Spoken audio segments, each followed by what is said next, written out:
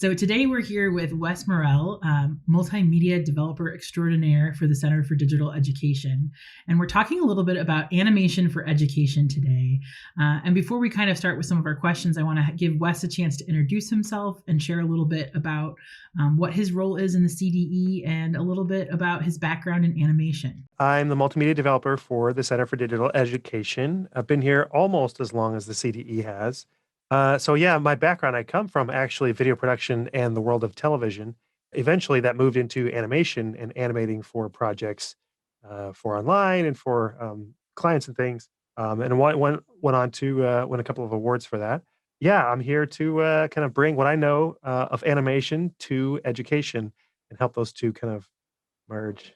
I mean, it's really fascinating. I love this idea of visual storytelling and how we can help create worlds that make sense of either abstract concepts or things that might be confusing or strange or just maybe a little esoteric. And so, one of the questions I have for you is I don't know if you could share a little bit about when you're consulting with faculty, when they're going down this road of making media, what are some of the thoughts that you might bring to the table for them? So, some of what I like to think about with faculty and help them think through when they're thinking about their concepts is um, the visual component, the visual aspect. So, a lot of these ideas are abstract.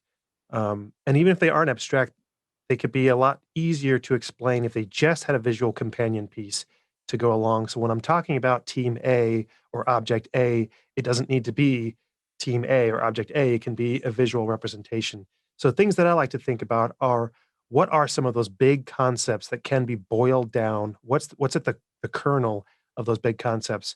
Um, Whatever that kernel is, that's what we can start to display visually. So we can break it down and have a sort of basic visuals to kind of go along with some of those more complex ideas to sort of help explain a lot of that. Yeah, and I think, one of the things I think that's fascinating is, whenever I'm kind of working with faculty too, and I say this as an instructional designer, I think sometimes we don't always really understand like what goes into the process. And so, one of the things I'm curious about, in addition to kind of helping faculty bring to life things visually, is how do you help faculty understand the different tiers of animation and what animations would be best for in terms of and what maybe things wouldn't be best for. Like I would love to kind of get some insight from you about that. Yeah, that's a great question. There are, I tend to think of animation as sort of three tiers of animation, depending on, you know, the faculty needs. And those tiers are kind of really basic, a little bit more complex, and then really complex. And those tiers come with different timelines and expectations, different levels of faculty involvement. What's the need of the project that you have? Is what you're trying to describe, is it an analogy? If it's an analogy, does it need to play on its own, or is this a visual companion piece to you kind of narrating a particular process? Do you have different cultural expectations from someone else? How about social expectations? Is your receiver having a bad day? Do you have differing core values? Let's say if it's an analogy or something that kind of needs to live on its own, or it's an example that needs to go deep, that's probably going to be a higher tier of animation where you're going to have more complex movement, more complex pieces to go into that animation. But if it's not, if it's something that's a little bit more basic or even more abstract that maybe doesn't need an analogy but needs some visuals, circles and squares and things to just to have something for my eye to move along with as my ear is listening to whatever it is you're describing. Where I try to help faculty think through is what animation is necessary to help you communicate what you're trying to get across. That's really helpful. I think just to kind of think about it in those kind of different forms of leveling.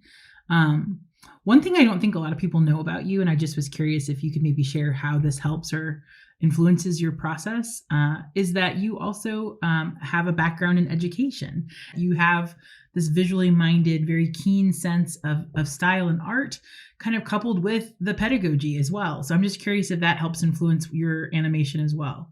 Yeah, that's true. I did get a master's degree in secondary English education, and one thing that I learned, I think there's crossover between animation and education in that they're both ultimately about communication. How do I communicate these ideas to students in the most effective way for the longest retention. In some ways, they're kind of two halves of kind of the same coin. The pedagogy and the education is kind of what we want to get after and how we want to do it. And the animation piece is kind of the vehicle to help drive those things. My last question, I think, is a pretty fun question, hopefully for you. And that is, where do you get your inspiration as you're helping create these animations for education? Like, what kind of media or what kinds of experiences or memories do you tap into to help make animations pop? So I'll look at other animators who are doing things that I think are really, really interesting in a more stylized approach. I think Colin Hesterly is one guy who I think is doing fantastic work. I look to other animators, look at illustrations maybe to kind of get an idea for stylistic approaches. Um, and then I almost always start with colors. I'm really intrigued by this colors thing, and I'm curious, like when you're getting ready to kind of start a project. I think I've heard you say this, and please correct me if I'm using the wrong terminology. Is that you kind of come up with like a color or mood board for kind of what you're working on? Is that true? Is that kind of part of the process? And if so, like where do you keep this mood board? Like, is it virtual? Is it physical? Is it a little bit of both? That's to help convey what I'm thinking. Before I get started, here's what's called a mood board, which is a collage of other people's images to say, this is the direction I think is appropriate for your project. This is an artistic look that I think I'd like to pursue. If this works, if you think this works for your content. So those are physical mood boards. Um, Usually only faculty would and our team might see.